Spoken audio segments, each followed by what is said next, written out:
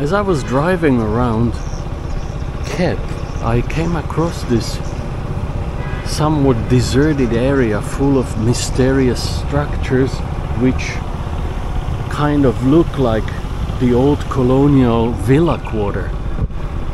And so I thought I'm gonna take a look and show you around a bit. Let's do this.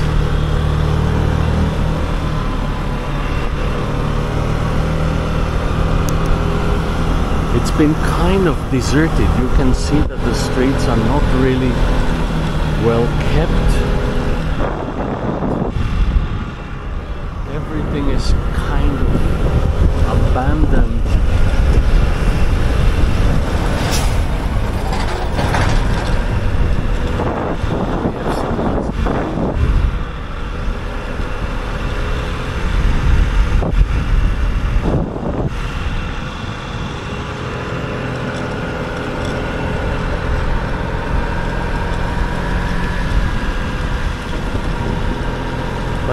Everything around here, even the monuments, is slightly deserted.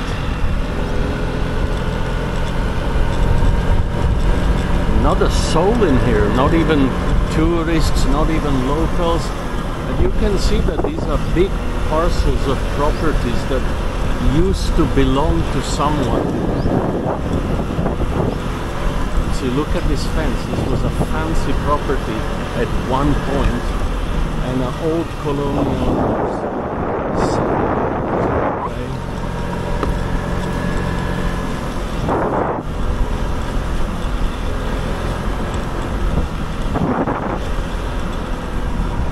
So let's check this out. Old French.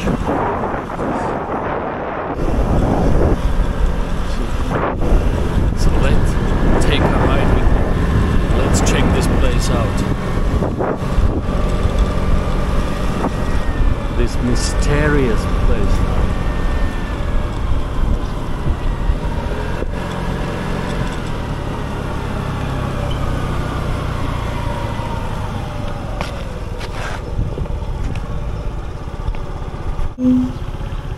I've come across upon an area of Kep which seems to be deserted, and this seems to be like the older part of town, but this clearly was a major boulevard, and it's,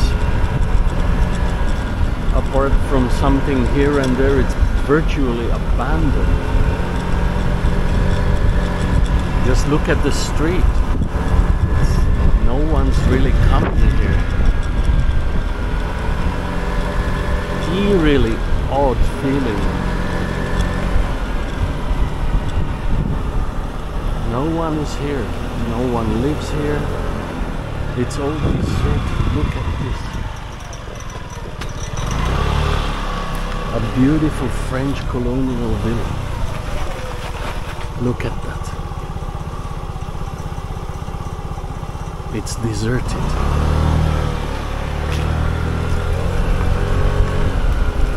Look at this alley.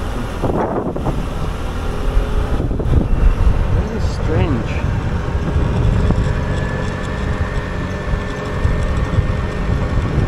Perhaps there is a reason to it, but I'm not aware of why this won't do. Perhaps there is ownership claims. It could be various reasons which I don't know, but I'll look around anyway. And here is some of the not so famous secrets of Kep. The rundown French colonial era villas which were built in the 40s and 50s, and to be fair, not all ended up like that, but many did.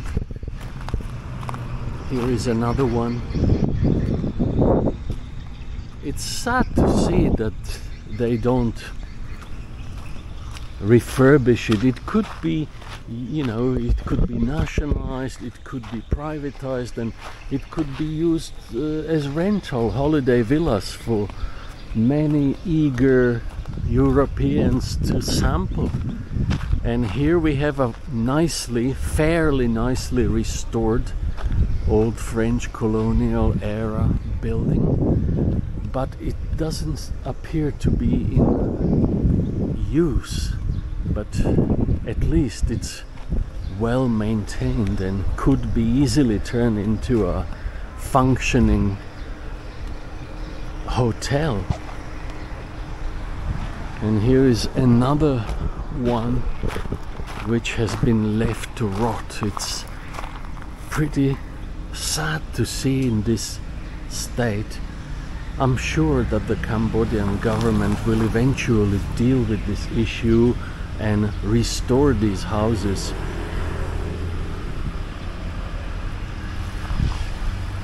But other than that, Kep is beautiful, and I suppose they are doing things step by step.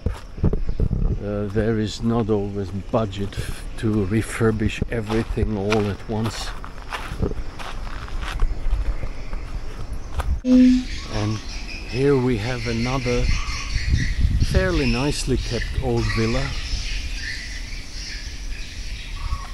And behind that mighty beautiful fence was undoubtedly something else. It looks like this whole quarter is somehow deserted, and it seems like there used to be an old villa area up until the 50s or 60s when Cambodia gained independence. And so this quarter is somewhat eerily deserted, and it's full of villas such as that one. Some of them are in fairly acceptable state, some of them are completely rotten, and others are nicely kept, and it's just interesting to see that. We have another deserted villa here, complete with monkeys inhabiting the premises now. You can see the villa in the background behind the overgrown trees. And here is a mama monkey resting.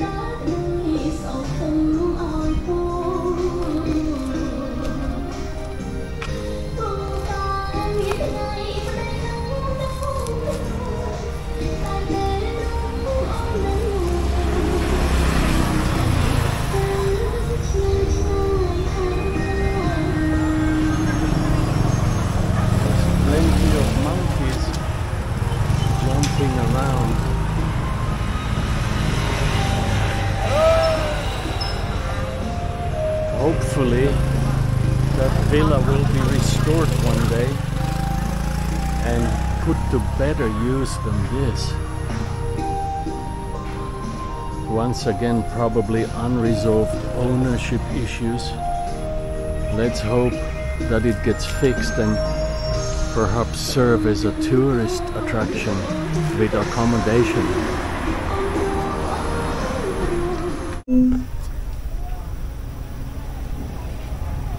And here we have another example of a lovely old colonial architecture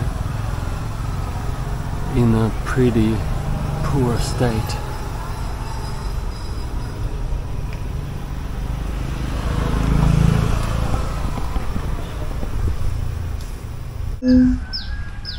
And here is another abandoned villa which would have been very nice in its heyday. And there are many more like this all over the place, and I don't know what the deal is, but I think some of them are much better preserved than this, and I'm sure that they will eventually resolve it and perhaps renovate it, but I'll leave it at that. It's a Kep's little secret mystery.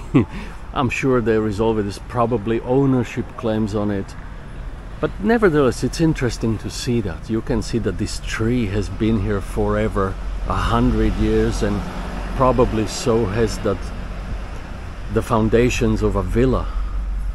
You can see it was on a fairly big property. I suppose it's not easy to deal with this post-colonial legacy. Who does it belong to? How much it's worth? Who should pay for repair? It's common sense, but it's nevertheless interesting to see. And I leave it at that.